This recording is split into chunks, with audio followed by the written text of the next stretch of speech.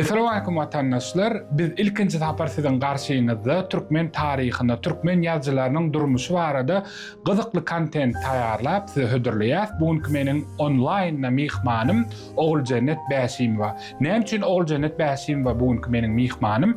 Sebäbi ol bugünkü biziň gurrun etjek temamyz boýunça içkin gyzyklanýar we ömrü boýunça bu tema barada işläp gelýär. Biziň bugünkü temamyz bolsa Celaleddin Rumi hakynda bolar.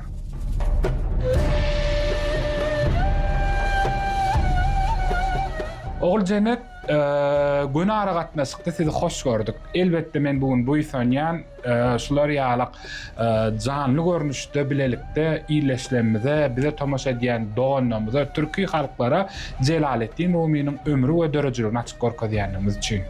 Hoş gördük ýene bir gedek. Kakacan sağol doğrusu men için gatty uly bagyt Celaleddin Rumiň dörejiligine ýüzlenmek, Celaleddin Rumiň dünýäsine ýüzlenmek gatty uly bagyt.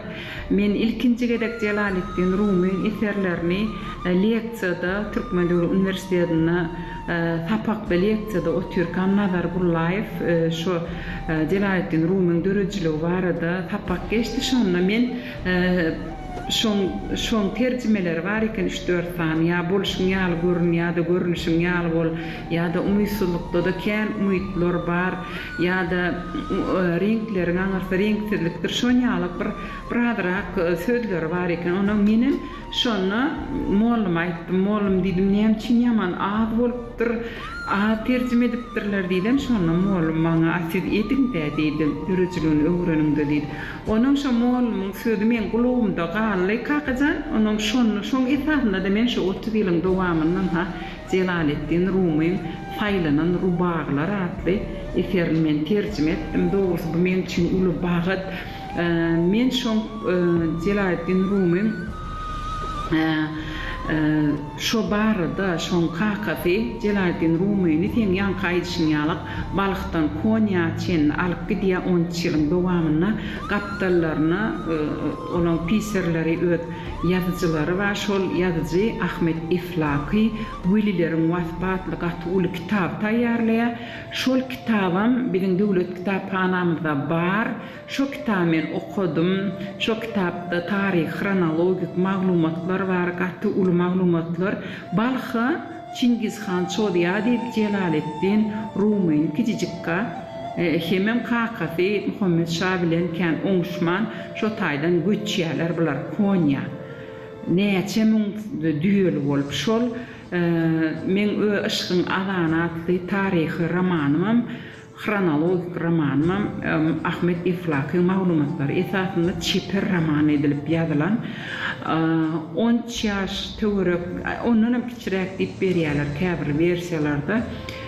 Göçýär şonu gidip barýa Merwe barýa Nişapura barýa Mekke Medine barýa şeýdip aýlan iň soňuna Konya çenine barýarlar. O Konya Alaeddin Keykuwadyň öz şagyrya onu şu kakasyny Bahaettin Gület gatty güýçli ilmlaryň atasy adyny alan Balyk şäherim gatty güýçli ilm şäheri bolan şo döwürde ýöne atlar şo hemmesiniň şo taýda Konya başkentte göçmeklerini haýyş edýär. Hemmesi Aňrek başkentte göçüp şo taýda Keykuwadyň golasyna şo gol gapdaryna şo taýda ilm bilen meşgullanyp günler ilmini ýaýradyp şeýdip şunýalyk bir wezipe bilen gitýärler. Dogrusu Celaleddin Rumi kiçijigem bolsa gatty güýçli bolan onu ýollaşa atlaryň öýüne baranlaryna şo kerwansaraýa baranlaryna atlar bilen bir kiýje şo taýda galýar şo kakasy Celaleddin Rumiň özi. Ondan atlar şo içde gürleşip oturýarlar giýjedem, ýatannadam Celaleddin Rumi düýş görýär. Şonu düýşünde altsan bagysyp olam asmana uzattırdı. Aňyrsa görünen o kök bolsa aşakda diýe, kalbymda diýe. Şonu attar ona aýtdy, "Sen şon ýalak alsan diýreň bolar" diýe. Şonu günne oralymlary şu 6 diýregi 6 kitap diýip şoň haýlanan eterler, dünýäme şu eterler barada şeýler atdyr, maglumatlar. Ondan soň kakjan şol gidip barýaka ertesi gün şu düýäň ýanyna Kergulen saraýda düýeler otyrlar, şolar näşe uğratýar-da şonna Jalalettin Rum şonna kakanyň ýerine çypdy, konk edip barýar eken bir hiçjek gidijik bolup ýörep, şonna kakap ilk var ya Jalalettin Rum ýerden barýar bolyn. Şonna Feridettin attar hana bir derýa ýerine diňdişip barýar diýe. Kakabyna derýa diýe Jalalettin'e diňdi. Şon ýalak ulu baha berýär şona. Şeýdilem olar gitýärler şo ýolda bir näçe ýerlerde düşläp, ýaşap, şo taý Konýaçyň gatken ýyllaň dowamyna barýarlar şo Ahmed Iflakyň Güller Muhatbat kitabyny amakly şuratlar barda, hakyky anyk taryh maglumatlar bar. Men şonu okudum, dogrusu Gürcede peme maglumatlaryny alyp okudum.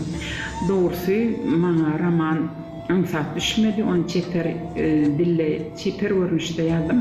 Ýöne men üçin uly bagyt bular ýa uly şahsiýeti, hatda magtym bolyn Jalalettin Ruma aýdan bir sözi barda. Şoň şahsiýetine içinde yüzlenip aýdan bir söz bar. Olaryň ýanyna menem san bolsam diýe. Magtym boly Jalalettin Ruma aýtdy. Menem kän bolsam Magdanime kendim menem san bolsam diye. Şoň üçin Jalalettin Rumyň döreçiligi öwrenlerine bir näçe işler edenme men özüm bagty duýan 17 saat audio kitaba men Jalalettin Rumyň Türkmenistan halk artisti Batyr Çarif okuýa. Ondan aşgarym Türkmenistan teleýaýlymyna bir näçe ýyl ozal Aşkın ýaltylyga we dokumental çeper film taýýarladym. Olan tamaşaçylara hödürlerini gato gyzygyny garşylanyny ondan daşgarym Jalalettin Rumyň 4 kitabyny türkmen edebiýatyna 4 kitabynyň saýlananlary türkmen edebiýatyna ýadygarlyk hökmüne özüm şonu bir gaty Hüwet edip işledim bir näçe ýyllaň dowamy men üçin ul şahsiýete hyzmat etmek, ul şahsiýetiň dörecini öwrenip, onu öz halkyna ýetirmek men üçin gaty ul bagyt bol. Elbetde halipalar öwrenip kakjan Jalalettin Rumyň öwrenen halipalar türkmen edebiýatyna kän ýöne men üçin şol ulu buýsan şol benan hökmüne Nadargullaýew şol tapsyrygy bir ýumşak sözi bilen. Hawa, indi bir gaýtgajagan bolsa Nadargullaýew kimdigini aýdyp geçseň, tabi seredýän adamlar bu kim kadip? Indi sen Nadargullaýew kim diýip soraýanda Nadargullaýew Türkmen Döwlet Üniversitetine, Türkmen Filologiýa Fakultetine şu taýda muallym. Şu ýazy şahyrlaň adygan ýazy şahyrlaň, meşhur ýazy şahyrlaň içinde Nadargullaýew okuwçysy däli ýok bolsa gerek köpüsi Tolson ve Törmüşon Nadargullaýew okuwçysy. Ine Nadargullaýew professor, alim, dutarçy, şahyr, aktyor, üstesinde de gaty türkmen edebiýatyny gaty köp öwrenen alim, Nesimiň öwrenen alim, Fizuliň, Ferdowsiň, Garajowluny, Alşir Nuwaýyn, Ýunus Emreň, Magtym Bulyň, Jalalettin Rumyň ählisini öwrenip bir näçe gazetä jurnallarynda gaty köp makalalar bar. Diyecek bolýan adam Ogul Cennet ýani Jalalettin Rumyň kakazy Bahaweddin Welet ýani köýnürgen türkmen sultanlaryna maslahatçy bolany hakynda daýdylýar. Elbetde türkmen topragynda da Anadolu ýöreýişinde eglenip düşýärlerde de ýaşanlyk hakynda ýolar hakynda nämeler bilýär, nämeler aýdyp bilersiňiz? Ertine de o soru kakasyny Bahaweddin Weletler näme maglumat aýdyp bilersiňiz diýip. Dogrusu men özüm tarihçiler, şoň üçin men edil anyk maglumat aýdyp biljek gel. Aýtsam birden ýalňyş bolmagy ihtimal. Onu öwrenýän alimler we dünýä alimler Jalalettin Rumyň özüni kakasyny gaty inçelep öwrenler, näçe ýyllaň dowamyny öwrenen şahsiýet ýöne men şonuň Jalalettin men birini bilen garnaşlyk bagynyň bardygy barda ýa maglumat okudum ýa da şonu men türk alimlerinden eşitdim. bir näçe ýylyň dowamyna şol aradak maglumatlar ýygnarym üçin özüme de men gyzykly boldy. Ýöne şoň ejesiniň Samarkandyň gaty güýçli häkimin, gaty güýçli bir şahsiýetiň, padşahlyk derejesine şahsiýetiň gyýdy bolanyny üçin olana maglumat, anyk maglumat ol bar Bahaýetdiň Welidiň kitabyna bar. Ana ol maglumat. Ene Jelaletdin Meňburny bilen gan bagynyň bolanyň ähtimal, emma kakasy ilmler sultany ilmlaryň atasy Adil alan balykda şeýle uly güýçli şahsiýet bolana şeýle köp derejede diňlenipdir. Şol Jelaletdin Rumiň kakasynyň hem özüniň hem esasy halipasam Töwridi. Burhanetdin Töwridi şo balykdan gidenne yaman gynanyp galya ýöne ýygynyň Konya barya şolam ýygynyň soň o taýda ýaşaýa kakas ýerliýe Jelaletdin emma Burhanetdin Töwridi Jelaletdin ýanyna mydama howru bolup galya. Onuň esas adam Jelaletdin Rumi Sufi edebiyatı, Ilahi edebiyatı gatykän öwrenen üçin esas ol köp okuýar. Ýa-ni kakasy bardak maglumat Jelaletdini alim etmekde, ilma öňüpdirmekde uly şo kakasynyň uly wezipesi we şoň durmuşyna. Emma Şems Töwridi ony Ilahi duýgulara iterýär. Ilimden daşgaran bir zatda Ilahi hal ilmi bar diýede. Şo alimler ýazýarlar da şo kakasy hal-ilimni, söz-ilimni öwretdi, Şems Töwridi hal-ilimni öwretdi. Kakajan inni aýtjak bolýanlar müştaýda Jelaletdin Rumiň iki ilimden hem habarly gaty uly güýçli şahsiýet bolanyny aýtmak mümkinçilik bar. Elbetde bu zatlaryň içinde digimiz şu türkmen edebiýatynyň iň bir döwri we sahypalaryna girmek bilen taryhymyzy ýatlap günnäwir edebiýatyny gaty uly aýdy goýan şahsiýetiň salyk türkmenlerinden aýdan şahsiýetler hem halipalarym bar. Olar bilen maslahatlaşyp ahyr şu kitaby bir ýere jemledim.